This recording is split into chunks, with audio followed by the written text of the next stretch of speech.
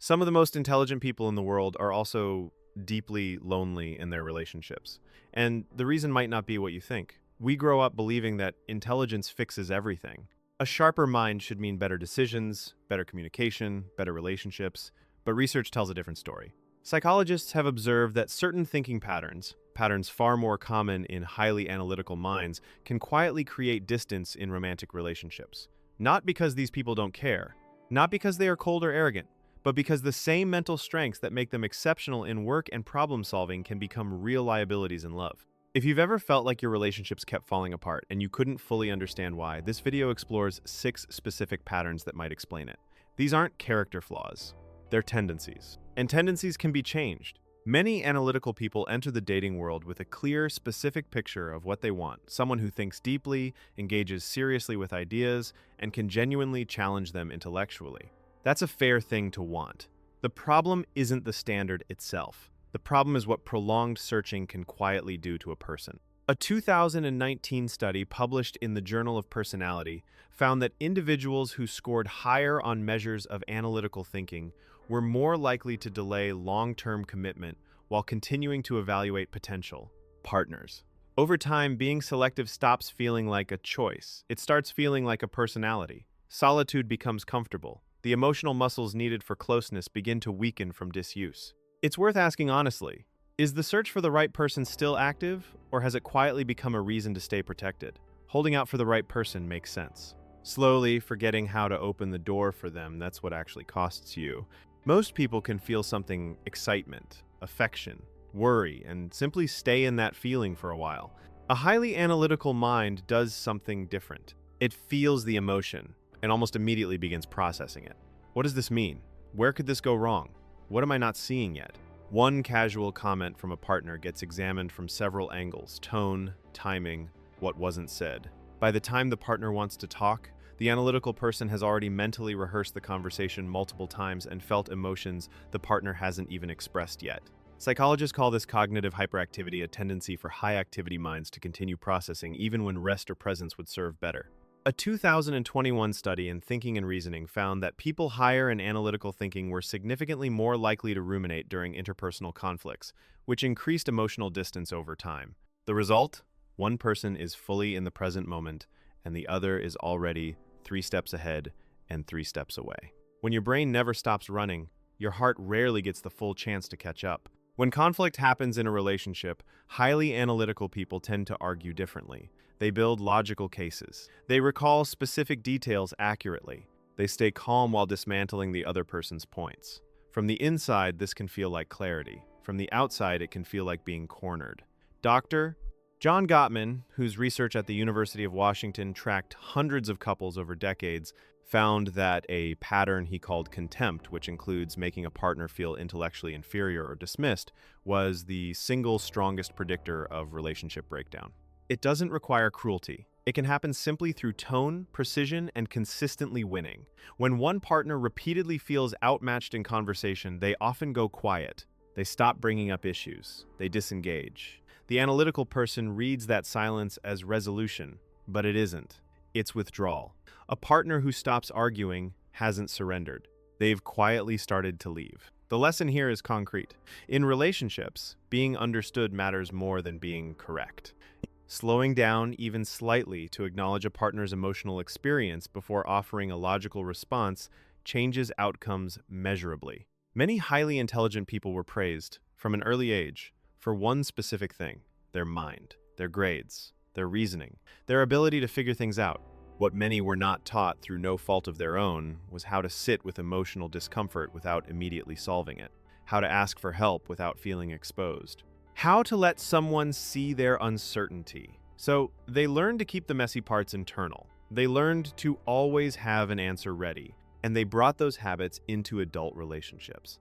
Dr. Brené Brown's research at the University of Houston, developed across more than a decade of qualitative interviews, identified vulnerability, the willingness to be fully seen without the guarantee of a safe outcome, as the foundational requirement for genuine intimacy. For someone whose entire sense of competence was built on having answers, that kind of openness can feel genuinely threatening. The result is a version of closeness that looks real from the outside, but has a door that never quite opens all the way. The child who learned that their mind made them worthy grew into an adult who doesn't yet know how to feel worthy without it.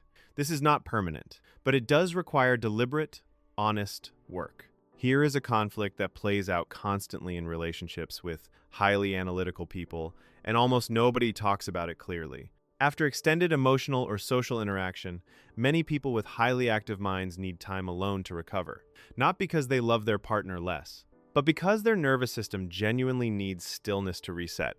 A 2016 study in the British Journal of Psychology found that individuals with higher cognitive ability reported lower life satisfaction with high levels of social interaction compared to those with lower cognitive ability, suggesting that the need for solitude is, for some minds, a genuine cognitive requirement, not a preference or a mood. To a partner who doesn't know this, that withdrawal feels like rejection. It feels like punishment. It feels like distance. And here is the painful part. Both people are reacting to something real. The intelligent person genuinely needs space. Their partner genuinely feels abandoned. Neither is wrong. But without explicit communication said clearly, said early, said kindly, the same cycle repeats until the distance becomes permanent. Two people, both hurting, neither doing anything wrong. And the only solution is a conversation that most people never think to have.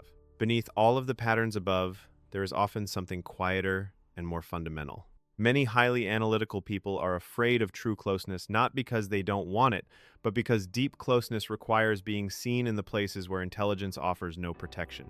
The fears, the self-doubt, the questions that don't have clean answers. In daily life, a sharp mind is armor. It reads situations, manages impressions, and navigates complexity. But real love eventually asks for that armor to come down. So a kind of compromise develops. Deep conversation, yes. Loyalty and effort, yes. But full emotional transparency? That door stays slightly closed. The partner can feel this absence, even if they cannot name it.